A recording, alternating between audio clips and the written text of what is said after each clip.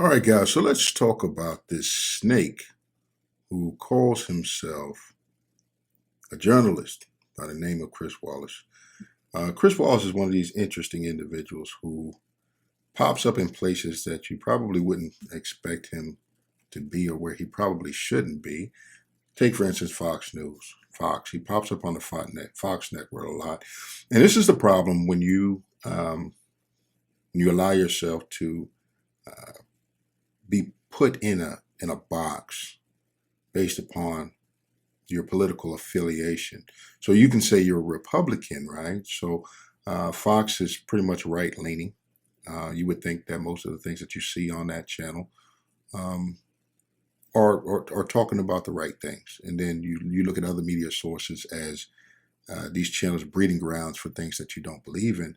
But the interesting thing about that is that you have snakes in the grass, is what I call them, all throughout the conservative movement, the Republican Party. This Chris Wallace fellow is just one of them. Uh, another one would be like Liz Cheney, right? You have people who hate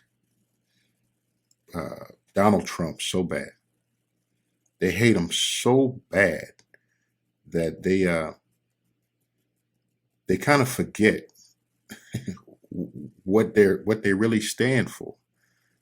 I say forget, but the truth of the matter is maybe they stand for something that is against what we stand for, and we're just not really aware of it. I'm going to make a video on Liz Cheney, something I saw recently when she was speaking about Afghanistan. I thought was really interesting, and it kind of points to something that's happening that most Americans, many conservatives, aren't paying attention to. It's happening right in front of our eyes. It's very, very dangerous. But we're caught up in these side shows, these B movies is what I call them, really bad movies.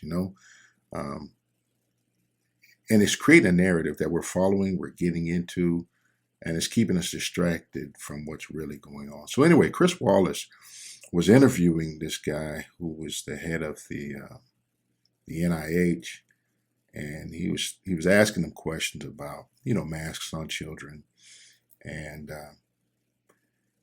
it becomes obvious in this video that this guy hates Donald Trump so much and Governor DeSantis so much, and I'm talking about Chris Wallace here, that he forgets who's the president of the United States is. He literally forgets who's the president. So without further ado, we're going to go ahead and get into this, guys. Make sure if you're not subscribed, make sure you subscribe to the channel. Hit that bell notification so you are made aware of when more videos come out. And let's get this show on the road. Here is Chris Wallace asking about kids in school and masks, COVID, and the like. Here we go. You talk about protecting them. 7 states across the country have bans in place, bans against mandates for school masks for these kids when they're in the school. And Florida Governor Ron DeSantis is leading the charge. Here he was this week, sir. If you're coming after the rights of parents in Florida, I'm standing in your way. I'm not going to let you get away with it. Okay, before we move forward on that, did you notice what the governor said? He said if you're coming against the rights of parents in Florida, I'm standing against that. Keep that in mind. Coming against the rights of the parents. How strong is the case that children in school should wear masks as a mitigation against Delta? Okay, notice the shift immediately. He goes from the governor was talking about the rights of the parents. His question is, how strong is the case for kids to wear masks? Do you notice the separation there? Does it mean the same thing? No, it doesn't. But let's continue. Chris, it's very strong. Go to the CDC website. You'll see more than a dozen publications showing that evidence. And already you can see in this country the schools that have started to open without mask requirements, outbreaks are happening. And what happens then? The kids are sent home for virtual learning, which is what we were trying to avoid. It's really unfortunate that politics and polarization have gotten in the way of a simple public health measure this mask that I'm holding has somehow become a symbol that it never should have been. This is basically just a life-saving medical device. And Full stop.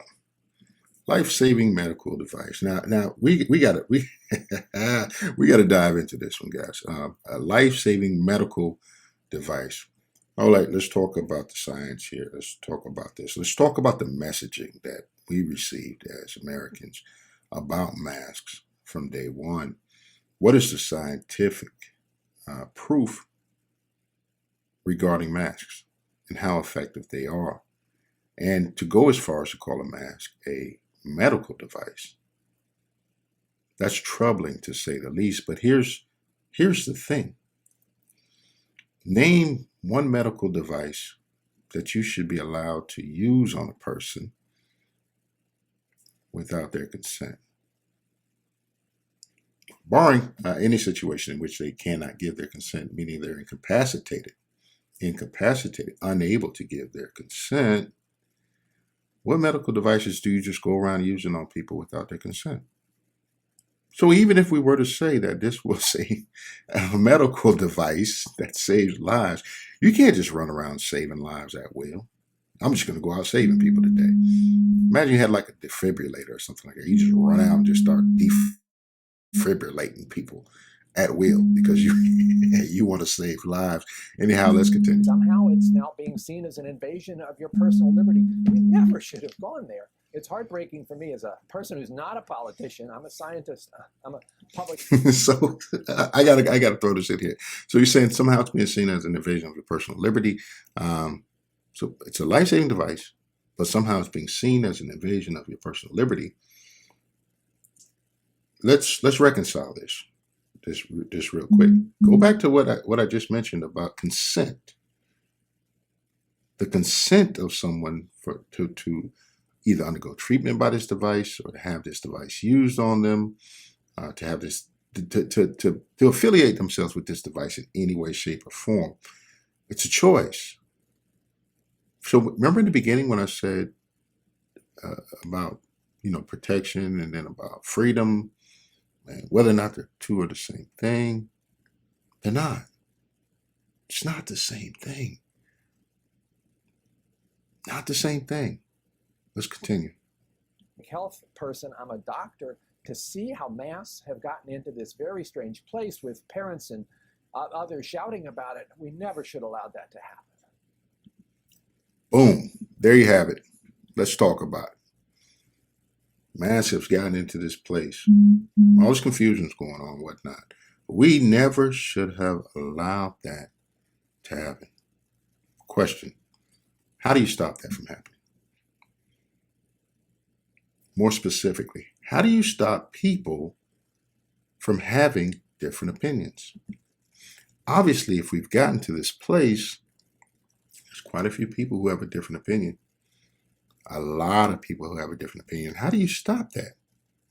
If you think about it and you read between the lines, I've got a pretty good idea of what he's thinking. All dissent should have been silenced. How did we let these people speak their minds? How do we let these people air their opinions? That's what it's all about. Let's keep listening. I want to pick up on that because the Board of Education in Williamson County, Tennessee, near Nashville, held a meeting this week on the issue of mask mandates, and there were some parents in the group, including some doctors who had kids in the school who were urging that everybody wear masks, that there be a mask mandate. And I want to play the reaction, the scene in the parking lot after the meeting of the school board. Here they are. Before we go there, ask yourself this question here. He says there were some parents in the group who were pro-mask mandate. There were some doctors who were pro-mask mandate. How many? Think about that as you watch what he just described as the reaction. We know who you are. We know who you are. You can leave freely, but we will find you, and we know who you are. Be allowed in public again. You will never be allowed. You'll never let us be allowed in public again. Now, I'm not one for you know disorganized, what appear to be violent type demonstrations. But if you notice, nobody was struck, nobody was physically assaulted. It could go either way. I think the whole thing was kind of maybe unnecessary. Could be wrong though. Sometimes it becomes necessary to voice your opinion in that way. Um, I don't know the particulars. Obviously, they were extremely frustrated though. But going back to my question about how many, you saw all those protesters out there. My question to you is, where were the people who were pro-mask? This is immediately following this session.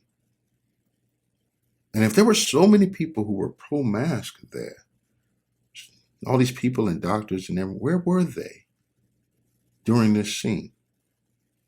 Because what I saw was a huge crowd in one car full of people, and all the crowd's attention was focused on that car, which leads me to believe that the crowd of people, the number of people there, the sheer number of people there who were against any type of mandates, grossly outnumbered the people who were for it.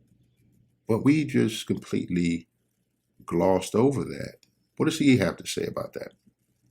As the head of the National Institutes of Health, as a person who's devoted your life to public health, what's your reaction, sir, when you see that?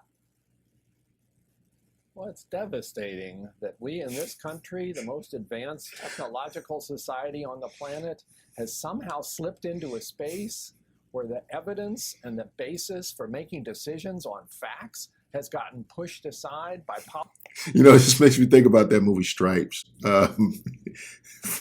Dr. Francis here. The name's Francis Sawyer.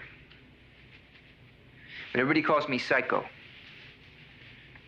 Any of you guys call me Francis, and I'll kill you. Ooh. You just made the list, buddy. Lighten up, Francis. media conspiracies and by this incredible depth of anger and grievance that seems to be held by so many. Our future as a nation has got to revolve around coming away from that kind of approach to everything, or I don't see how we're going to solve all of our society's problems, which are looming in front of us.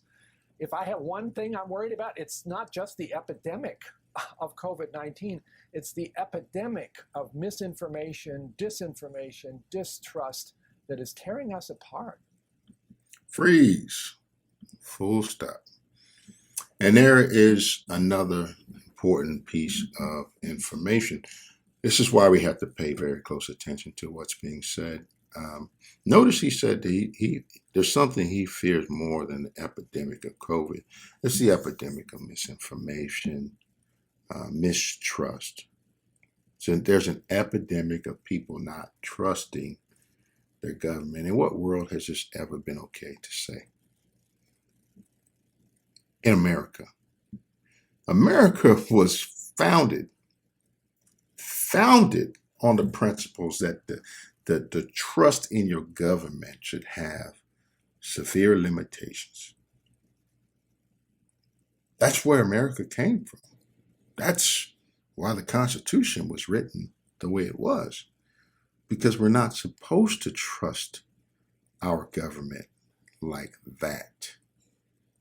We're not supposed to trust the government so much that their authority supersedes the will of the people. But that's what this gentleman here is suggesting. That's what this gentleman here is so sad about. He's so sad that Americans are refusing to put blind trust in the government. Finally, Governor DeSantis blames President Trump for spreading COVID by letting so many people with COVID into the country illegally. Here was Governor DeSantis on that. Okay, did you catch that? This is the point I'm making. This is what you call a Freudian slip, or a fraudulent slip. Okay. What happened here was he showed his true heart. He showed his true mind. He showed his hand. You're dealing with someone who hates someone so much that he can't stop thinking about him. Do you hear what he said? He said Governor DeSantis blames Trump. When did Governor DeSantis ever blame Trump for anything? I saw this and I was like, whoa, wait a minute. We're blaming Trump for what? This is interesting. I got to see what's going on here. There's a battle going on. I want to see what they disagree on or whatnot. But listen, I want to play that again. Okay, listen to this. Finally, Governor DeSantis blames President Trump for spreading COVID by letting so many people with COVID into the country illegally. Here was Governor DeSantis on that. Whatever variants are around the world, they're coming across that southern border. And so he's not shutting down the virus. He's helping to facilitate it in our country. You talk about dealing with the science, dealing with facts. I'm going to ask you about that. In parts of Texas, the positivity rate for COVID among some of the illegal migrants coming across the border is over 10%. How responsible are they for spreading, for this wave of COVID that is sweeping the country right now? Okay, so here's the part that seals the deal. All right, let's go ahead and address the elephant in the room. Governor DeSantis was not talking about Trump. Governor DeSantis was talking about Biden. Biden is the president of the United States, not Donald Trump. Biden is the one who left the border, the southern border, unsecured. And Governor DeSantis was saying that COVID is coming into the country through the southern border.